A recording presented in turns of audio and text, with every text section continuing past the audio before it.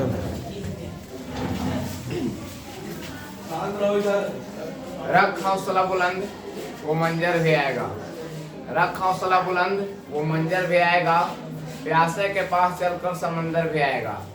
वो जिंदगी भी आएगा और जीने का मजा भी आएगा। Hi friends, welcome to our YouTube channel vision classes.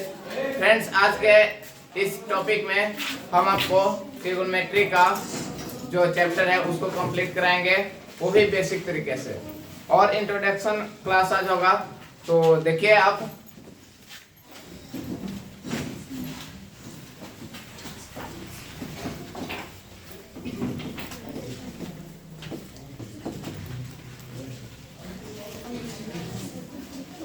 ये जो चैप्टर है आपके मैथ्स के बुक में, ये 8 चैप्टर है ना, क्लास 10th के लिए।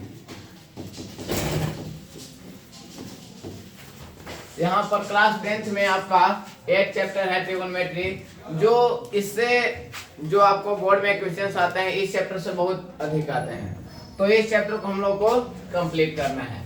अब देखिए, समझिए, यहाँ पर ट्रिगोनोमेट्री का मतलब क्या होता है। ट्री का मतलब होता है क्या है जी, है ना। आप लोग कहीं पे भी सुने होंगे कि ट्री का मतलब क्या होता है, 3 होता है ना। 3 हो गया। अब कोनों का मतलब यहाँ पर आप ले सकते हैं साइड या एंगल के बारे में कह सकते हैं यहाँ पर, है ना। आप हिंदी नाम भी इसका अगर देखिएगा तो त्रिकोणमिति होता है। ठीक है, क्या होता है, त्रिकोणमिति। और त्रिकोणमिति का मतलब यहाँ पर भी देख सकते हैं। त्रि का मतलब क्या होता है, 3, और कोण का मतलब क्या होता है, कोण, है ना। मतलब मिति मतलब अपना 3 कोणों के मापने के बारे में हम लोग यहाँ पर पढ़ेंगे। अब देखिए, आपको ट्रिगोनोमेट्री का आखिर यूज क्यों आया, है ना। ये सबसे मेन इंपॉर्टेंट बात है कि आखिर ट्रिगोनोमेट्री पढ़ रहे हैं तो इसका कहीं ना कहीं उपयोग जरूर होगा। तो जैसे मान लेते हैं कि ये कोई मीनार है इस प्रकार से,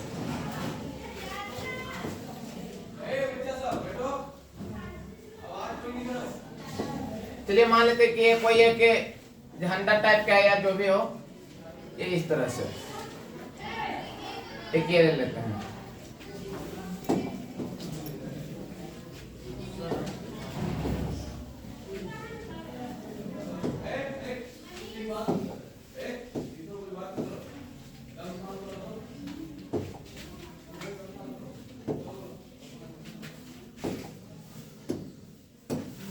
देखिए, ये कुछ इस प्रकार से अगर मान ले के झंडा है, अगर कोई व्यक्ति यहाँ पर खड़ा है ना, यहाँ पर मान ले कि ये व्यक्ति कोई खड़ा है, ठीक है। यहाँ पर उसके हमने आंख के बारे में बना दिए, ठीक है। तो अगर ये मान ले कि इसका हाइट मापना हो, तो ऐसा थोड़ा है कि भाई यहाँ से आएगा और यह स्केल लेगा और इस स्केल को क्या करेगा, सीधा करेगा, तब इसको ऐसे माप लेगा। ऐसे थोड़ा करना है ना। ऐसे थोड़े करना कि भाई स्केल ले आएंगे, स्केल से मापेंगे कितना हुआ, ऐसा नहीं करना है। अब कितना बड़ा स्केल लगेगा, मान लीजिए कुतुब मीनार है ना, या कोई चिमनी है, इसका हाइट मापना हो तो आप क्या लगेगा, स्केल लगेगा, फीता लगेगा, नहीं। आप इसको किसी न किसी तरीके से ज्ञात कीजिएगा, वो एक मैथमेटिकल तरीके से। तो आप इसके मापन के लिए आप क्या कीजिएगा, इसको नहीं यूज कीजिएगा। आप देखिए क्या यूज कीजिएगा कि ये जो व्यक्ति खड़ा था यहाँ पर, ये जो व्यक्ति खड़ा था, है ना, ये कुछ डिस्टेंस पर खड़ा होगा इसके पाद बिंदु से, है ना, इसको पाद बिंदु बोलते हैं। मान लीजिए कि कुछ डिस्टेंस होगा, चलो x डिस्टेंस हो गया, है ना, और इसके हाइट ज्ञात करना है। तो क्या होगा कि इसका जो ये है, ये हम लोग बोलते हैं शीर्ष बिंदु, है ना। तो शीर्ष बिंदु और इसके आंख पर कुछ ना कुछ कोण बन रहा होगा। मान लीजिए कोण क्या बन रहा है कि 30 डिग्री बन रहा है। कितना बन रहा है, 30 डिग्री। अब ये दूरी और एंगल की सहायता से हम लोग क्या ज्ञात कर लेंगे, इसके हाइट ज्ञात कर लेंगे। तो यही आपको चैप्टर है अगला कि ऊंचाई एवं दूरी। ऊंचाई एवं दूरी हम लोग कहते हैं, एक्चुअली इस चैप्टर का नाम नहीं है, बट हम लोग कहते हैं कि हाइट एंड डिस्टेंस चैप्टर है ना, हाइट एंड डिस्टेंस, मतलब कि आपको हाइट मालूम रहे तो आप डिस्टेंस ज्ञात कर सकते हैं, और डिस्टेंस मालूम रहे तो हाइट ज्ञात कर सकते हैं, और एक कोण मालूम रहना चाहिए। और यही है चैप्टर आपका त्रिकोणमिति के कुछ अनुप्रयोग, मतलब ट्रिग्नोमेट्री का कहाँ यूज होने वाले हैं। तो हम लोग ये चीजें सीखे कि ट्रिग्नोमेट्री का बेसिकली कहाँ पे यूज होता है। जैसे आप मान लीजिए कि आर्मी में कोई जॉब कर रहा है, अगर किसी को उस पहाड़ी से इस पहाड़ी पे आना है ना, या नीचे से उस पहाड़ी पर रस्सी टांगना है, जैसे मान लीजिए कि ये पहाड़ है ना, ये कुछ इस तरह से पहाड़ है, ठीक है, ये नदी है कुछ इस प्रकार से। अगर हम यहाँ पर कोई व्यक्ति खड़ा है, तो अगर हमको मान ले कि यहाँ पर कितना इसके चोटी पर कितना लंबा हमको रस्सी का उपयोग होगा, तो कैसे ज्ञात करेंगे। तो चलिए मान ले कि भाई यहाँ पर ये कुछ इस तरह से ऐसे कल्पना कर लेते हैं कि ये कुछ हाइट होगा इस प्रकार से, और ये क्या है, ये इसके डिस्टेंस है, और ये इसकी रस्सी के लिए उपयोग होगा।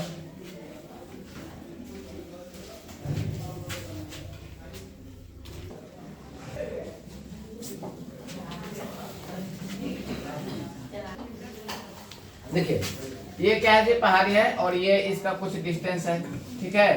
तो हम लोग तो पहाड़ से मतलब यहाँ पर मान ले कि पहाड़ के मान ले कल्पना करके यहाँ पर ये कुछ डिस्टेंस होगा ही मालूम कर लेंगे, और कुछ यहाँ पर एंगल मालूम कर लेंगे, तो आप इसकी ऊंचाई भी ज्ञात कर सकते हैं, और इसी एंगल से है ना आप इसका ये भी ज्ञात कर सकते हैं। तो यही सब आपका उपयोग है। तो हम लोग त्रिकोणमिति के कुछ अनुप्रयोग में इस चैप्टर को पढ़ेंगे। तब तक लिए आगे देखिए।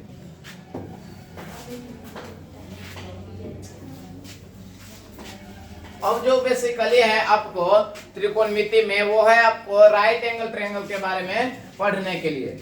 राइट एंगल ट्रायंगल,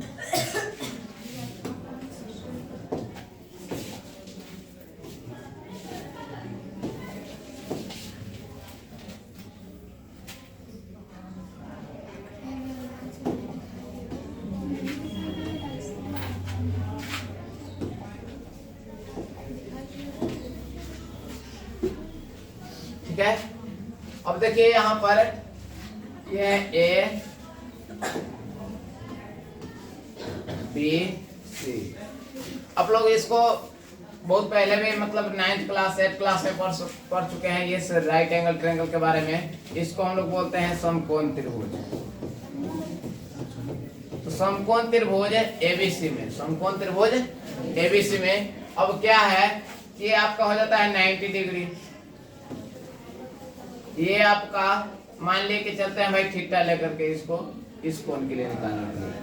अब ध्यान रखिए कि समकोण त्रिभुज एबीसी में कोण बी को हम लोग अगर 90 डिग्री लेकर के चलते हैं, तो यहाँ पर मान लीजिए कि कोण सी बराबर थीटा के लिए, कोण सी बराबर थीटा के लिए हम लोग अगर एच देखें, एच कहते हैं यहाँ पर कर्ण। एच का मतलब क्या होता है जी, कर्ण।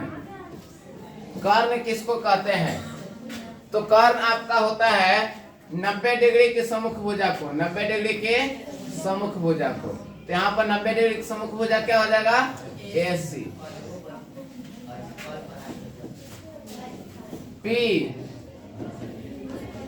लंब होता है, लंब क्या हो जाएगा आपका, तो देखिए आप किस कोण के लिए निकाल रहे हैं जी, थीटा के लिए। अब इसके सम्मुख भुजा जोन कोण के लिए आप मानिएगा कि हमको भाई C के लिए निकालना है लंब, तो इसी के सामने वाला भुजा को क्या कहेंगे जी, लंब कहेंगे। तो लंब आपका क्या हो जाएगा, AB हो जाएगा। ये आपका H हो गया, ये आपका P हो गया। अब जो बच गया वो क्या हो जाएगा, B होगा। इसको बोलेंगे आधार।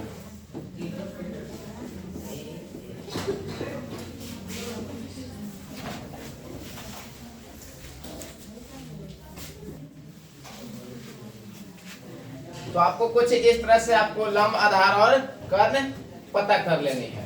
अब देखिए हम क्या करते हैं कि त्रिकोणमितीय अनुपात लिखते हैं इसमें।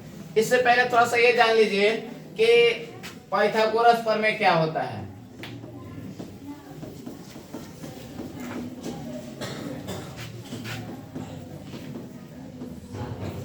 पाइथागोरस प्रमेय, तो पाइथागोरस प्रमेय क्या होता है कि पाइथागोरस जी ने बताया था, ये गणितज्ञ हैं जो बताया था कि किसी समकोण त्रिभुज में सबसे बड़ी भुजा क्या होती है जी, कर्ण होती है। और कर्ण का जो वर्ग होता है अन्य दो भुजाओं के वर्गों का योगफल के बराबर होते हैं। क्या बताए थे कि समकोण त्रिभुज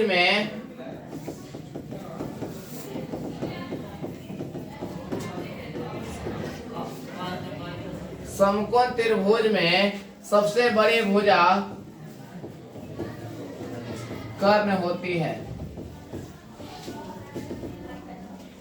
और कर्ण का वर्ग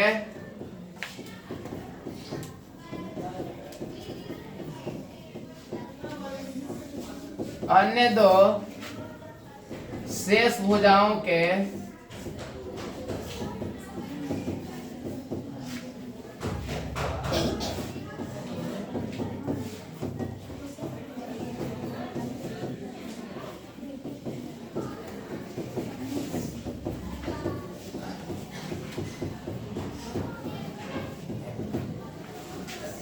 पाइथागोरस जी ने यही बताया था कि किसी समकोण त्रिभुज में सबसे बड़ी भुजा क्या होती है जी? कर्ण होती है और कर्ण का जो वर्ग है, कर्ण का वर्ग अन्य दो शेष भुजाओं के वर्गों के योगफल के बराबर होता है। मतलब कर्ण का जो वर्ग है, कर्ण का वर्ग, तो अन्य दो शेष भुजाएं किसके बराबर होगा? अन्य दो शेष भुजाओं के वर्गों का योगफल। तो कौन कौन है जी? लंब, तो लंब का स्क्वायर प्लस आधार के स्क्वायर। अब देखिए कर्ण को हम लोग यहाँ पे एच भी कर सकते हैं, एच स्क्वायर इक्वल टू क्या हो जाएगा? P square plus B square. आप यहाँ पर एच अगर निकालना हो तो आप क्या कर सकते हैं? ये इधर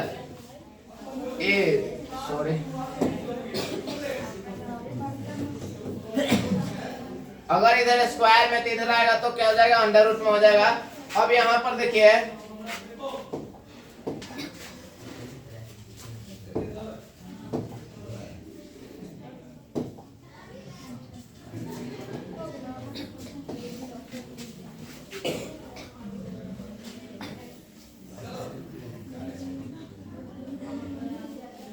ये जो आपको सूत्र है इसको याद ही रखना है ना?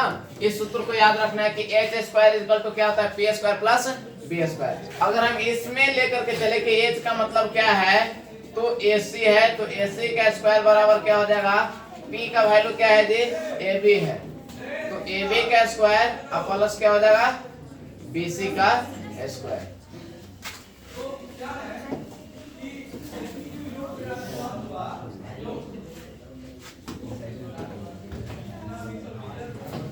कुछ इस तरह से तो आपको ये याद ही रखनी है, ठीक है, कि क्या होता है कि कर्ण का जो वर्ग होता है अन्य दो शेष भुजाओं के वर्गों के योगफल के बराबर होता है। अब देखिए आप जैसे मान लिया कि यहाँ पर ये भुजा दे दिया, पी दे दिया, मान लिए कि 3 सेमी, बी दे दिया 4 सेमी, आपको एच निकालने के लिए कहा जाएगा। तो एच के लिए डायरेक्ट सूत्र आप लगा सकते हैं कि क्या होता है कि P square plus B square.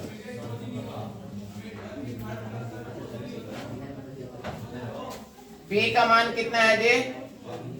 तो पी का मान 3 सेमी है, तो 3 का स्क्वायर कर देते हैं और यहाँ पर 4 का स्क्वायर। अब 3 का स्क्वायर कितना हो जाएगा? 9 और 4 का स्क्वायर 16, 16 9 25 और 25 का वर्गमूल कितना हो गया? 5। मतलब आपका ये 5 हो जाएगा, है ना? ये 5 हो जाएगा। तो कुछ इस तरह से हम लोग क्या ज्ञात कर सकते हैं?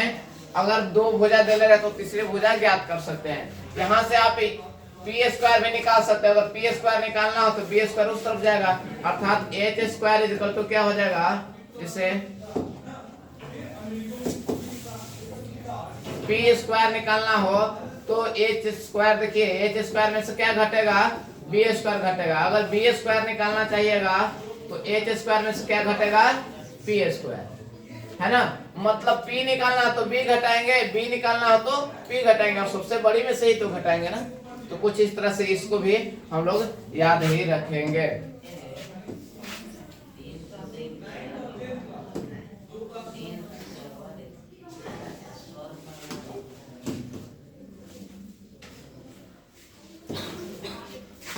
कुछ इस तरह से हम ये सब याद रखेंगे, इसको याद रखेंगे, इसको याद रखेंगे। मेन तो आपका यही है ना? इसको 3 स्टार दे सकते हैं। चलिए तो हम लोग अब आगे यहाँ पर कुछ इस तरह से करते हैं।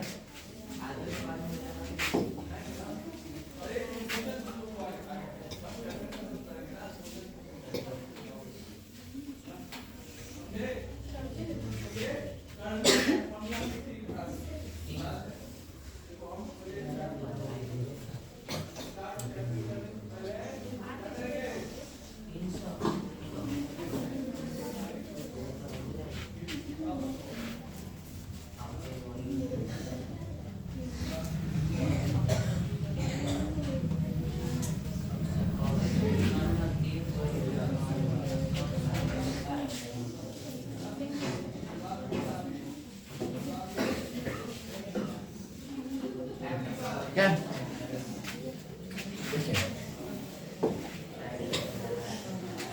यहाँ पर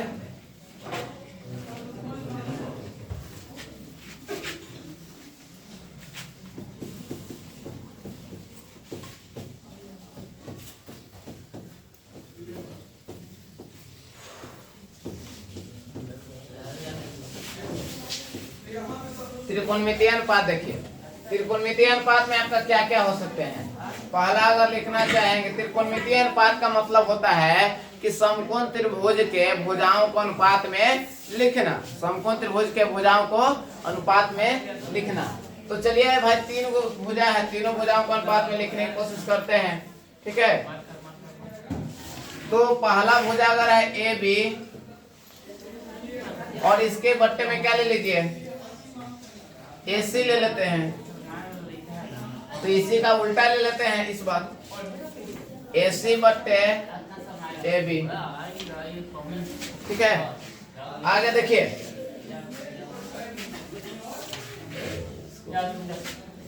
इसको यहीं पर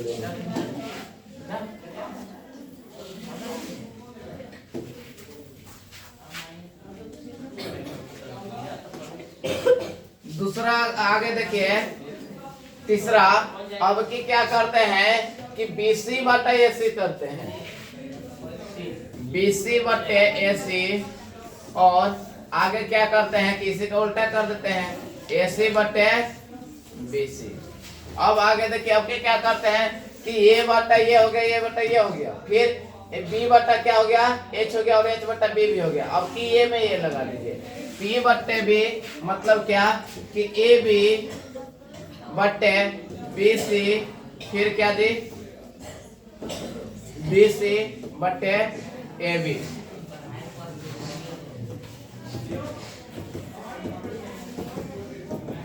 अब देखिए AB क्या है, AB आपका P है, आप यहां से भी देख सकते हैं। AB क्या है, P है, और AC क्या है, H है। तो इसी का उल्टा हमने क्या था, ये क्या जाएगा, H बटे क्या आ जाएगा जी, P आ जाएगा। क्या आ जाएगा, H बटे P।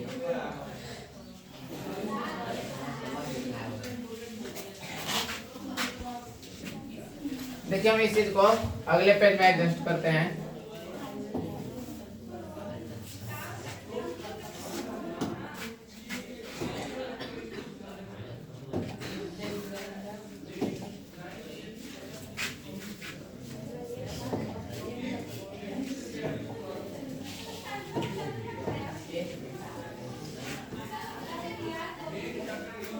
ठीक है,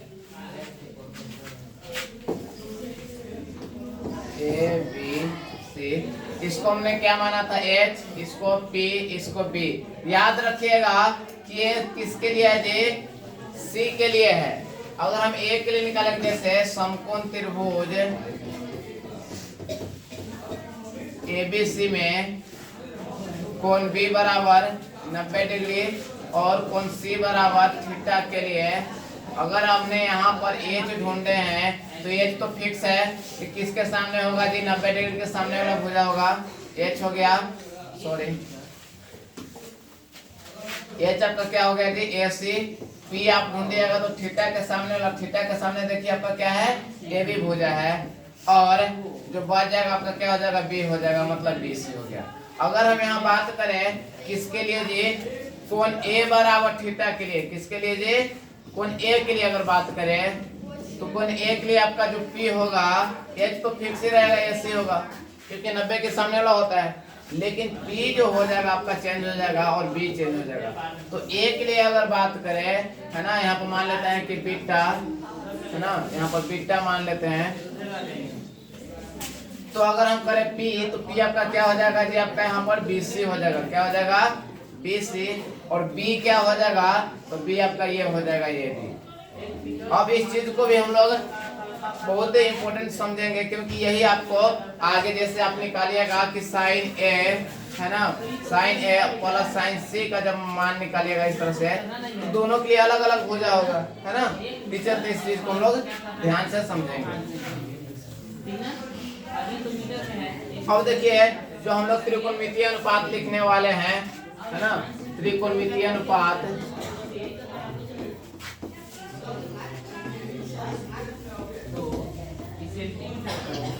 त्रिकोणमितीय अनुपात देखिए यहाँ पर भुजाओं के अनुपात में लिखना ही त्रिकोणमितीय अनुपात कहलाता है। तो जैसे हमने यहाँ पर क्या कर लिए कि पहला ए बी बट्टे क्या कर लिए, BC कर लिए, ए बी बट्टे पहले करेंगे, AC कर लेते हैं, AB बट्टे AC। दूसरा क्या करते हैं कि यहाँ पर इसी का उल्टा कर लेते हैं, तो AC बट्टे क्या हो जाएगा जी, AB हो जाएगा। AC बट्टे क्या हो जाएगा, AB। थर्ड देखिए, अब की AB बट्टा नहीं, अब की BC बट्टा AC कर लेते हैं, BC बट्टा AC। और आगे AC बट्टा क्या करते हैं, BC कर लेते हैं। फिर आगे क्या करेंगे, अब की ये AB बट्टे BC कर लीजिए, और आगे BC बट्टे AB कर लीजिए। और देखिए ए बी है क्या जी, तो आप ए बी यहाँ पर देखिएगा, हमने अभी C के लिए चले, ठीक है। तो ए बी आपका क्या है, P है। क्या है, P है। AC क्या है जी, H है। तो इसका उल्टा H बटे P ही होगा। BC क्या है, तो BC आप देखिए B है, और ये AC क्या है, H है। और ये क्या होगा, H बटे B हो जाएगा उल्टा। AB क्या है, तो P है, और BC क्या है, P है। ये B हो जाएगा, और ये क्या हो जाएगा, P हो जाएगा। तो कुल इस तरह से आप देखिएगा कि 6 त्रिकोणमितीय अनुपात लिखाते हैं आप, और इससे ज्यादा नहीं लिख सकते हैं। तो अगर क्वेश्चन में आए भी कि बताइए कि त्रिकोणमितीय अनुपात कितने होते हैं, और टोटल कितने होते हैं जी, 6 होते हैं। कितने होते हैं, 6। अब देखिए P बटा H को हम लोग यहाँ पर ये भी लिख सकते थे कि क्या है जी, लंब बटे क्या है, कर्ण है। लंब बटे क्या है, कर्ण है। तो ये क्या हो जाएगा जी, कर्ण बटे लंब। B बटे H मतलब क्या है जी, B है आधार, आधार बटे कर्ण, और ये हो जाएगा कर्ण बटे आधार हो जाएगा। ये P क्या है जी, लंब है, और ये क्या हो जाएगा, आधार, और ये हो जाएगा आपका आधार, और ये लंब। अब देखिए सबका हम एक नाम दे दिए यहाँ पर त्रिकोणमिति में। त्रिकोणमिति में क्या कर दीजिए, नाम दे दिए कि लंब बटे अगर कर्ण देखिएगा तो उसको नाम दे दीजिएगा साइन, दे दीजिएगा। कौन सी नाम दे दीजिएगा, साइन। ये निकल किसके लिए रहा था, सी के लिए, तो साइन सी लिख दीजिए। कौन सी लिख दीजिए, साइन सी। अगर आप लिखना चाहते हैं कि साइन सी, और सी के जगह पर हम लोग क्या मान के चले, थीटा, तब साइन थीटा भी लिख सकते हैं ना। थीटा क्या है जी, एंगल है। एंगल मतलब जैसे 30 डिग्री 60 डिग्री है ना, इस तरह से।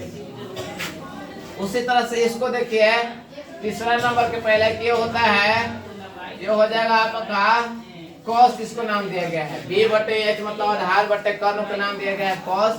यहाँ पर कॉस से लिख सकते हैं। और यहाँ पर P बटे B मतलब लंब बटे आधार को हम लोग नाम दिए हैं कि tan। कौन सी नाम दिया गया है, tan। और ये एंगल किसके लिए कर रहा है जी, C के लिए। तो क्या हो जाएगा जी, tan C हो जाएगा। अब देखिए साइन का उल्टा जो होता है आपका कोसेक होता है। क्या होता है, कोसेक C। यहाँ पर कॉस का उल्टा क्या होता है जी, सेक होता है, तो सेक सी। और tan का उल्टा क्या होता है, कॉट। आपका हो जाएगा कॉट सी। हम बार बार बोल रहे हैं कि सी के जगह पर आप थीटा भी यूज कर सकते हैं। क्यों, क्योंकि सी के जगह पर हमने यहाँ पर क्या किए थे, थीटा माने थे कि सी बराबर क्या है, थीटा है। तो ये हमने जो निकाला है कौन सी के लिए निकला, इसलिए साइन से, कोसेक से, कॉस से, सेक से, टेन से और कॉट से निकला है। अगर हम लोग निकाले ए के लिए, मतलब कि साइन ए, कोसेक ए, तो ये आपका जो भुजा है अनुपात ये बदल जाएगा। क्यों? क्योंकि अगर हम लिखने चाहेंगे जैसे कि आप निकालिए टेन ए, तो टेन ए निकालिएगा तो देखिए पी बटे बी हो जाएगा सूत्र। ये तो हो गया आपका जी, टेन का सूत्र कौन हो गया जी, पी बटे कौन होगा, बी होगा। क्या होगा, पी बटे बी। अब देखिए तो P का मान क्या है जी, यहाँ पर ए बी बटे बी सी है, लेकिन हम लोग देखिए A बोल रहा है, क्या बोल रहा है, A। तो A के लिए आपका जो P है कोची है, BC है, कोची है BC, और B कोची है जी, AB है। आप देख सकते हैं कि भुजा का अनुपात क्या है, बदला है। यहाँ पर कोची था, AB बटा BC था, और यहाँ पर कोची आ गया BC बटा AB। ये एक्चुअली इसलिए हुआ क्योंकि हम लोग यहाँ पर एंगल क्या है, चेंज किया है। यहाँ पर ए के लिए है और यहाँ पर किसके लिए है, सी के लिए है। तो कुछ इस तरह से आपका एंगल चेंज होगा, आप इसको नोट डाउन कर लीजिएगा। अब हम लोग आगे चलते हैं।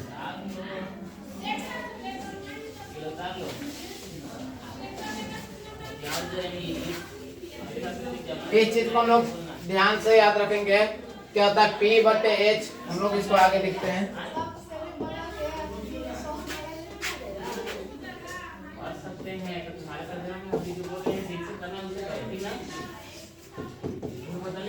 साइन थीटा लेकर के चलिए, इसे साइन थीटा के बराबर हमने देखा। फिर इसी का उल्टा क्या हो गया जी, कोसेक थीटा, फिर cos theta, sec theta, tan theta और कॉट थीटा। देखिए यहाँ पर साइन थीटा बराबर क्या होता है, P बटे H, तीन ही याद करने हैं। कॉस थीटा बराबर क्या होता है, B बटे H,